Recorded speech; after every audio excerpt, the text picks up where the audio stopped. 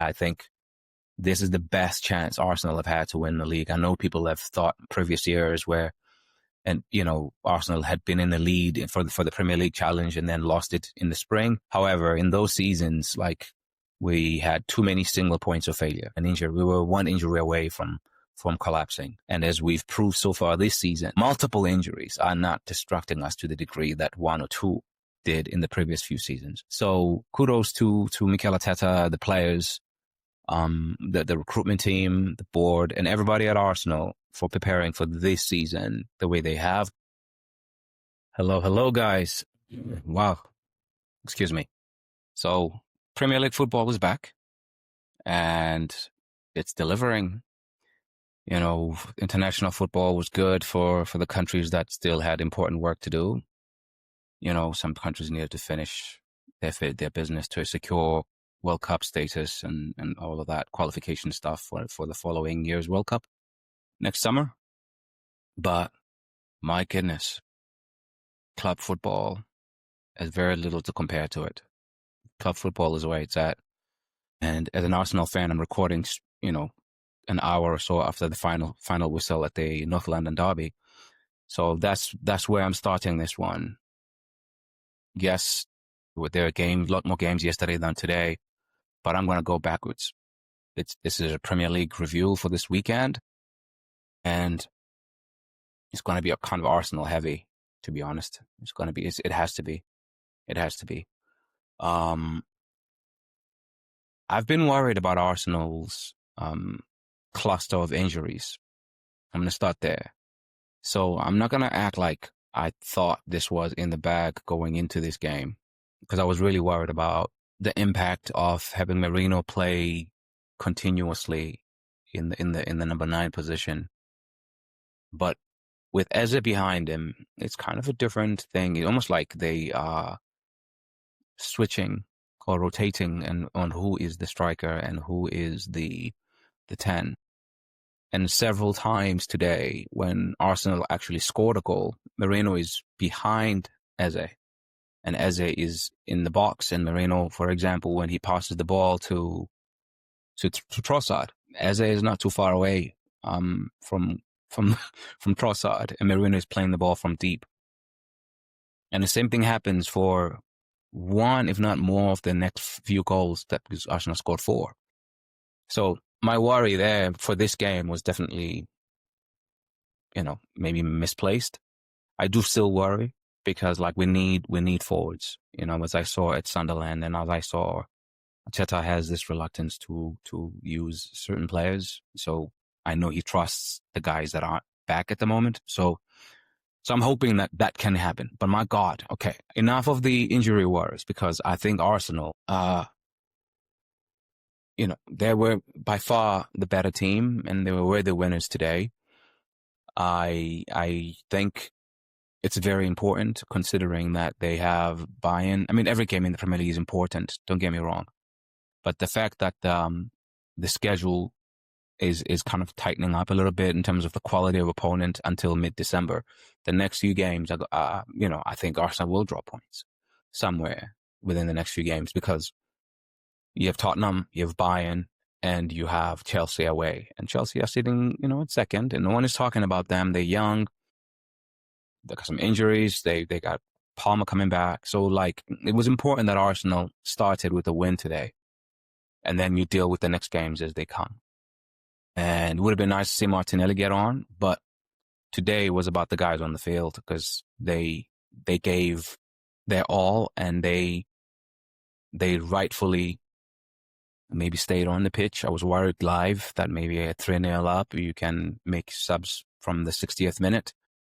We didn't do that, but that's a conversation for another day. But I just wanted to flag it, because I do worry that Arteta sometimes needs to, especially when you have a 3-goal lead at home, you need to kind of lean towards your squad a little bit more, because we know he's going to start the same 11 or close to it in the next 2 to 3 games. Eze meant business from the very beginning. I think it's 2 minutes in, he scoops a little pass, cheeky little thing for Declan Rice, who volleys it straight to Vicario. Vicario makes a save, and Kevin Damso almost scores an own goal. This is like 2 and a bit minutes into the game. And today, I made a video recently about Eze not being a metronome and not being the kind of player who, who's going to be very ball dominant. But he's a moments player. He's a low touch, high impact player. That's what I called him in the video. And I think that's what I titled the video. And today, I haven't gone back to see how many touches he had off the ball. But let me double check real quick. But yeah, he's one of these players for me, man, that I just like. He can be missing, and he's very similar to Trossard. Like he had a game today where he scored 3 goals. Let me see how many touches of the ball he had. 45 touches, which is not too much more than he did against Sunderland. He's in that region, in the mid-40s, low 40s, consistently. And he had a good game. 3 goals. Actually, good game is too humble. He had an excellent game. And this is the kind of game I think many people, including himself, have been waiting for him to have. We know it's not going to happen every week that he will do, this kind of thing. But this is a kind of game, I think, that we all knew he had in him. He has this kind of game, especially, in the big moments or when things are feeling a little twitchy. He has the ability to decide games like most players can't. And so I'm very happy for him. He was happy to make the pass when the pass was on, but he's very trigger happy, and it's working out when you have a number 9 like Merino who drops out a little bit. So between him, Trossard and Saka, Trossard and Saka actually become the front line, and Merino kind of drops in to become the 10. Beautiful rotations within that front line. Trossard is another guy who is quietly having a massive season. So I want to just spend time briefly talking about him. He has a goal and he has an assist in this game, and again, plays another 80-minute game, 78 minutes. He came off for Madueke, who was good to welcome back. But Trossard just always working, always making a nuisance of himself. And he does the defensive work. He might be a tiny guy, but it's hard to. He's a competitor. He's no pushover. And Saka had a good game. A few times he held onto the ball a little bit too long when the pass was on earlier, but Saka is Saka.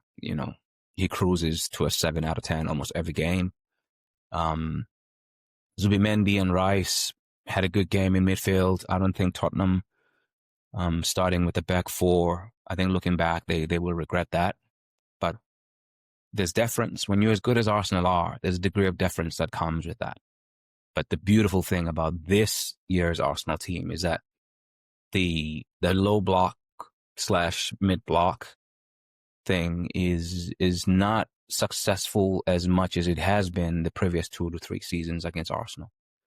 We're finding answers more often than. And Big Gabby, we are going to miss him. I'm not going to pretend that he's not going to be a miss, but it doesn't hurt when you have Piero Hincapié can come on there and, deliver performance that's no drama. It's almost like Gabby was still playing, for today. And Hincapié will hopefully, build more momentum and fitness in the upcoming games. But if he can't play, we have Mosquera who can play. And if one of those 3 guys can't play, as long as Miles is fit, you can also push Calafiori to centre back. So we have cover at the back, and I'm not worried about that. I think Arsenal should be fine with, as long as it's not a concentration of injuries, like in any one department. Arsenal should have enough weapons to navigate this tricky, middle 9 games in 30 days. It's a lot for any club, but I do think the squad is going to have to be used, especially for the Carabao Cup game and one, if not both, of the Champions League games. You have now Bayern coming up, and Bayern is going to be a tough ask. And I know Arteta is less likely to to rotate too heavily for that game. I think the guys who started today are most likely going to be starting all the way until the Chelsea game, which is why I didn't like that we played a lot of them, 70, 80 plus minutes, because they're going to have to go again against Bayern. Then they have to go to Stamford Bridge and go again against that Chelsea team. And then, you can have maybe some of the other guys, some of the squad players take minutes in the Club Brugge game, and then Brugge, the team from Belgium. You can have a team rotation again for the Carabao Cup, but that's like mid towards late December. But the next week, the same guys who started are going to be starting again, over the next two games, I would imagine, because I don't think Madueke will be good enough to start in terms of physical readiness in the next two games. And I also think Martinelli didn't even see the field today, so he probably is not starting. But very dominant performance in the North London derby. You can't have too many complaints. Especially after the sour taste of the Sunderland draw. I understood the draw. I'm not going to sit up here and revise, looking back. I think straight after the game, I was more of the feeling that we played the best opponent who had faced us. Not on paper, but the way the game went. I think Sunderland had a game plan that was more confrontational than most teams have chosen to have against Arsenal. And the confrontation that they brought to the game worked for them on the day. If we play that game a few more times, I think Arsenal win, especially if we have, more than Christian Mosquera to sub. I think Arteta might have some regrets about maybe his usage of his bench that day. But I also understand, you had to trust your defense, which had been impenetrable for most of the season. Tottenham had little in this game. The goal we gave them, beautiful goal by Richarlison, but we gave it to them. It was a gift, and the fact that they didn't do much else after that. They had a little bit of a spell, like after they scored, because their tails were up and kicking some Arsenal players around. But this team is. Once you give this Arsenal team a lead, it's very hard to really get back into the game, or much less win the game. So Zubimendi had a brain fart moment, which is uncharacteristic, but outside of that, there was no drama in this game. One of the most comfortable North London derbies I've watched in most recent times, because of how good this team is, even with a decimated front line at the moment. Of course, we have Saka, we have Trossard, but they're running out every 3 days. And I'm really, really hopeful that help is coming soon, because it's going to be needed. It's going to be needed. Elsewhere in the Premier League, I think Manchester City and Liverpool dropping points yesterday really helped Arsenal out today, because a draw could have been, okay. But let's talk about those games a little bit. Liverpool are really having a season no one would have predicted. Losing 3-0 at home and deserving to lose the game by at least 2 goals. There was a handball goal that was ruled out, and I don't see a handball there, but there we were. Jesus' goal was ruled out. Nottingham Forest didn't fluke that win. It was not a fluky win. It was a very deserved win, and they literally outran Liverpool at Anfield, which never happens. They out-muscled Liverpool at Anfield, which never happens. And so for anyone to make that story about Liverpool would be an injustice to Sean Dyche and the Nottingham Forest team, because they footballistically did everything they needed to do. It was not a Sean Dyche kind of long ball, let's keep the ball in the air and stink up the joint at Anfield. They actually played really decent football. Of course, Liverpool had most of the ball, but I don't know what's going on there, and it was very helpful, obviously, to Arsenal's cause as an Arsenal fan. But I don't think anybody would have predicted this kind of dip, especially, when Liverpool was winning the first 5 games in a row of the season, continuing to do what many people had predicted, in the summer. A lot of people predicted that Liverpool, because of the summer transfer window they had, would run away with the league. I didn't think anyone would run away with the league. I still don't think anyone will run away with this league, as an Arsenal fan who's been watching the Premier League for a long time, I'm not naive enough to think anyone will run away with this league. In fact, I think no one is going to make 90 points this season. I think Arsenal have a good chance of winning this league, especially if they get some help with the forwards coming back. Hopefully they come back and stay fit. You can't ever have a fully fit squad, and I understand that. But the problem is when you have injuries in the same part of the field. That's a problem. No team can sustain a challenge with that kind of problem. However, I think Liverpool have left themselves a bit thin squad-wise, and I think they will have a spell where they'll win, games on a spin. Like they will win, like they did at the beginning of the season, 5 in a row.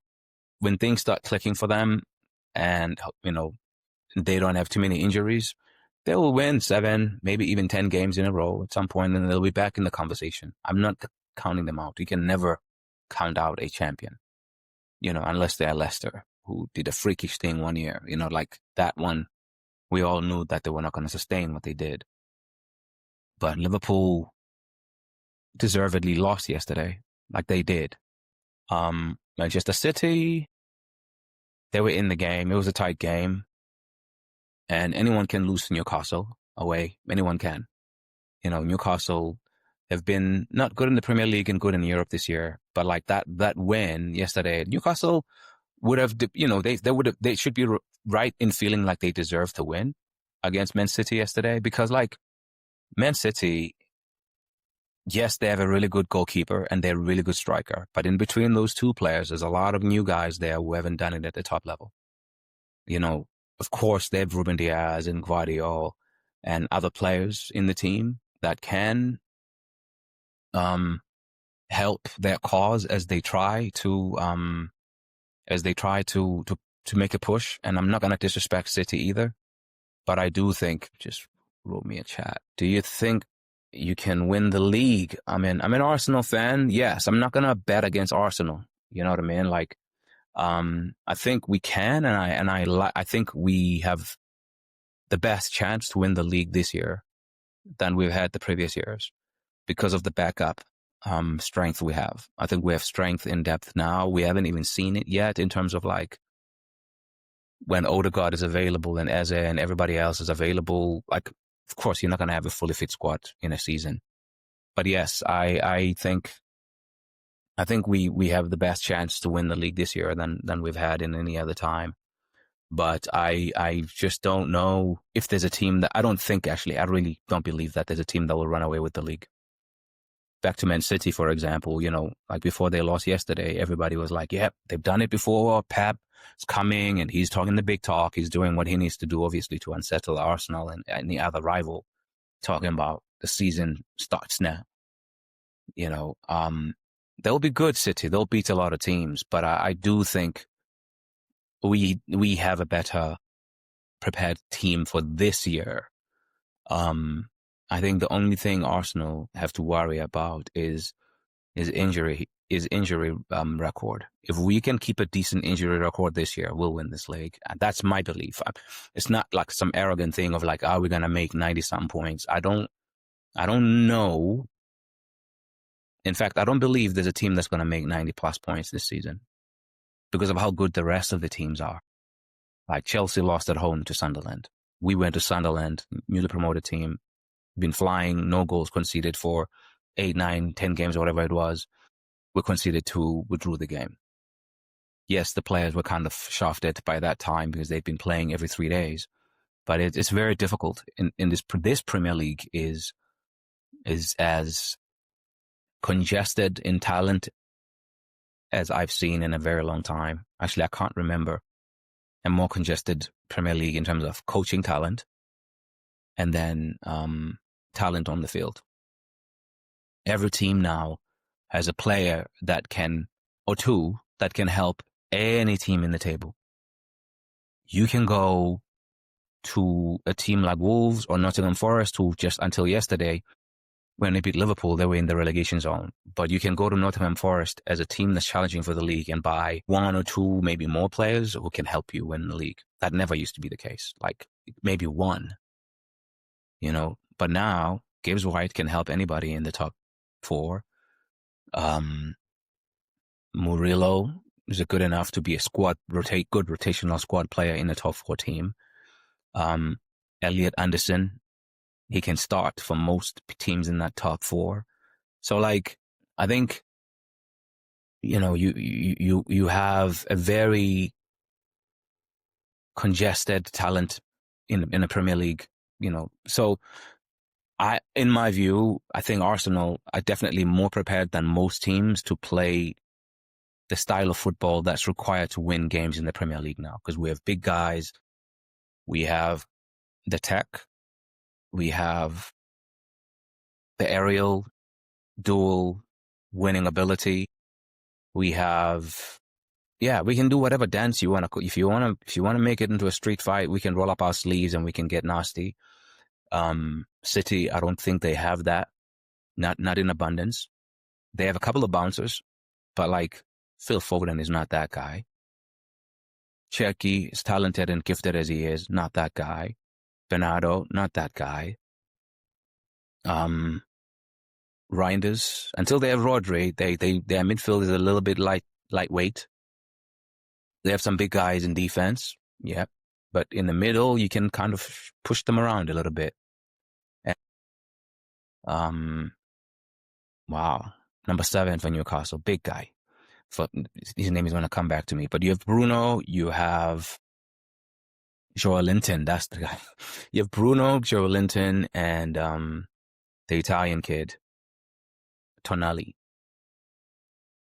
Engines. They have engines for days, all three of them, and they can play. And up front, Harvey Barnes was making a nuisance of himself. He missed a sitter that I thought he would regret missing. He should have had a hat-trick yesterday, Harvey Barnes. But because of the difficulty of the second goal he scores, I think he makes up for it, especially because they win the game. It was a really good game. Newcastle, I don't know if this means their season gets kick-started, because I don't think their injury record is also as good as maybe it needs to be for them to be able to push both on the European front and the Premier League front. So that's going to be hard for them. They're going to need to keep players fit, Newcastle. But the Newcastle is always a challenge for other teams in the top 4-ish. It's only when they have to break teams down that they run into trouble. When the team gives them the ball, they're not a team that plays well when they dominate in the game. They need a game to be a bit more basketball. They need a game to be a bit more frantic, and at home, they can beat anyone. I know we went there and won, but they can beat anyone at home. So City losing to Newcastle was a big help, because I wasn't expecting that, the way they had been playing. And I think they had lost one game in like their last 13, 14 games, whatever it was. I don't even remember how many games it was since they lost, but it had been a long time. In all competitions, that is, right? I think I can't remember the last game they won. They lost, might have been Tottenham, maybe. So in this Premier League, anybody can beat anyone. Anybody can beat anyone. But Arsenal today have created a cushion of 6 points, which helps, especially when you don't have some of your forward players, to score 4 goals against Tottenham. A really good Tottenham team, I would say. Like, I think today, I don't know what was going on with them. Maybe it was the moment being too big, or I can't really say. I didn't expect a 4-1. I was expecting maybe a 2-1, 3-2. I thought we were more likely going to win the game, but I thought that would give us more challenges, like going the other way, because, it's a derby and they had been doing really well away from home. So I thought they would do something similar here. Didn't see this one coming. And elsewhere in the Premier League, I know I talked a lot about the top 3 teams because that was the most surprising bit of what happened here. Liverpool losing at home to Nottingham Forest was definitely more surprising than City losing to Newcastle away. But I was surprised by both of those results, if I'm being honest with you. And Arsenal winning 4-1, I know we're good and we're better than Tottenham, but that surprised me too. And then elsewhere, Burnley lost to Chelsea. I was expecting that one. And there's not much to talk about there. Chelsea did what they needed to do. We move on. Cole Palmer is not needed still, and he's probably coming back soon. Apparently, he hurt his toe, but he's close to coming back. Maybe, just maybe he might be back for the Arsenal game. And then West Ham, they gave away a two goal lead away to Bournemouth. You know, Callum Wilson homecoming was a good homecoming for him. Game half times 2-0 away to the away team, and then I guess West Ham need to be behind to play their best stuff, because like with the last two games that they did win, they came from behind to win. This time they took the lead and then gave up a penalty and an equalizer, 69th minute and 81st minute, respectively. And Brighton comeback win, Danny Welbeck. This was the Danny Welbeck game. Comeback win. Brentford had a chance to equalize and make it 2-2 at the end with the soft penalty that was given. So I guess maybe a bit of poetic justice there. Fulham gave Sunderland a reality check, 1-0 win. Raul Jimenez. Close game, scruffy little game. Palace made easy work of Wolves in Edwards' first game in charge at Wolves. Palace took the 2-0 win, and, you know, everything was kind of like expected in a lot of these games. Leeds, after leading today, gave up a lead as well to lose 2-1 to Aston Villa. You know, outside of the top three games, like those, I mean, I know Liverpool is not top three, but to me, they'll be top three come the end of the season, and maybe I'm wrong in believing that. So, you know, City, Liverpool, Arsenal, to me, that's my top three for this season. And not in that order, but, you know, because I predicted Arsenal to win the league, but Liverpool and City and Arsenal, those were the three big surprises in the Premier League this week, in my opinion, including not that the fact that Arsenal won, but how dominant that win was. I'm really surprised, pleasantly so, no complaints. But every other game in the Premier League was as expected, if I'm being honest. But yeah, we move, man. Now it's 3 games a week or 3 games every 7 days, whatever way you want to say it. I really do think it becomes now more so than in the earlier part of the games, where the international breaks could save you to kind of regain players back from injury and whatever. It becomes now a slog right through the winter months. It's going to be a real hard slog. No internationals until March. Unless you're an African player, of course, there's going to be AFCON late December till like late January. So outside of AFCON, there's going to be no international breaks. It's just club football, 3 days every 3 days a game, every 3 days a game. And I really do hope Arsenal get these players back, because it's going to be hard to ask the same players to run out every 3 days. It's going to be really hard. And so, Gyökeres, please come back very fast. Madueke, you came back for a few minutes. Stay healthy. Martinelli is back on the bench. Hopefully, by Chelsea, he can give us some minutes. Odegaard, hopefully he's not too far. He can come in and give us minutes, because we need to start having some rotations up front. Like Martinelli being gone and all these other guys being gone has meant that Trossard has had to play every 3 days, and he's 30 now, you know, and luckily it's worked out for Arsenal. Saka, he just had a 4-month hamstring injury last year on one hamstring, came back this season, did the other one. He's also been running every 3 days. So I think, and then Gyökeres was running along with them and Eze, and maybe them two, Eze and Gyökeres, were, you know, better conditioned to do that for now, because like they were coming from situations where they were not playing intense football every 3 days like Arsenal did the last 2 to 3 seasons. So I think the balance in the squad is there when people start coming back from injury. And you know, I'm not going to get ahead of myself and say this is Arsenal's league to lose, but I think this is the best chance Arsenal have had to win the league. I know people have thought, you know, previous years where And, Arsenal had been in the lead for the Premier League challenge and then lost it in the spring.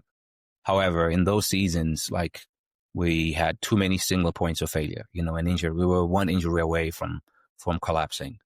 And as we've proved so far this season, multiple injuries are not distracting us to the degree that one or two did in the previous few seasons. So kudos to Mikel Arteta, the players, the recruitment team, the board, and everybody at Arsenal for preparing for this season the way they have, because they're bearing the fruits of that preparation now. Like, you don't win competitions in only during the season. The off season is really important, and they really went big and backed this team, and they deserve to be backed. And people like Ben White will hopefully play a bigger role as the season progresses, and people like Miles Lewis-Skelly will hopefully play a bigger role. We have these players that we can trust if need be. So I'm hopeful that having this big squad means we can really trust these players now and really drive the advantage that we've built in this early stage of the season. Anyway, I'm going to stop this one here because I don't like to go too far beyond 30 minutes. Come on, you Gunners. Let's get it. Cheers, guys.